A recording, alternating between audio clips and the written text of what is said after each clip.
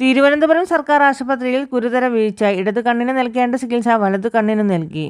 സംഭവത്തിൽ ഡോക്ടറെ സസ്പെൻഡ് ചെയ്തു. ഇടതു കണ്ണിന് എടുക്കേണ്ട കുത്തിവയ്പ് വലതു കണ്ണിന് എടുക്കുകയായിരുന്നു. കണ്ണിലെ നീർക്കെട്ട് കുറയുവാൻ നൽകിയിരുന്ന കുത്തിവയ്പ്പാണ് മാറി വലതു കണ്ണിന് നൽകിയത്. ഭീമാപ്പള്ളി സ്വദേശിയായ 59-കാരിക്കാണ് ചികിത്സ മാറി നൽകിയത്. കഴിഞ്ഞ ഒരാഴ്ചയായി ഇവർ സർക്കാർ ആശുപത്രിയിൽ ചികിത്സ തേടുന്നു. ഇടതു കണ്ണിന് കാഴ്ച മങ്ങലുള്ളതിനാലാണ് ചികിത്സ തേടിയത്. തുടർന്ന് 3-ാം തീയതിക്ക് മുമ്പ് കുത്തിവയ്പ് എടുക്കണമെന്ന് പറഞ്ഞതിൻ്റെ അടിസ്ഥാനത്തിൽ 2-ാം തീയതി ആശുപത്രിയിൽ എത്തുകയായിരുന്നുവെന്ന് 59-കാരിയുടെ മകൻ പറഞ്ഞു.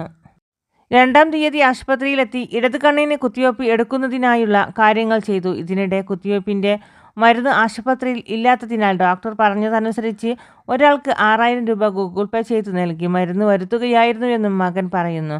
മരുന്ന് എത്തിയ ശേഷം നീർക്കെട്ടിനുള്ള ഇടതു കണ്ണിന് കുത്തിവയ്പ് എടുക്കേണ്ടതിന് പകരം ഡോക്ടർ വലതു കണ്ണിന് കുത്തിവയ്പ് എടുക്കുകയായിരുന്നു. ചികിത്സയിൽ വീഴ്ചയുണ്ടായ സംഭവത്തിൽ കുടുംബത്തിന് പരാതിയിലാണ്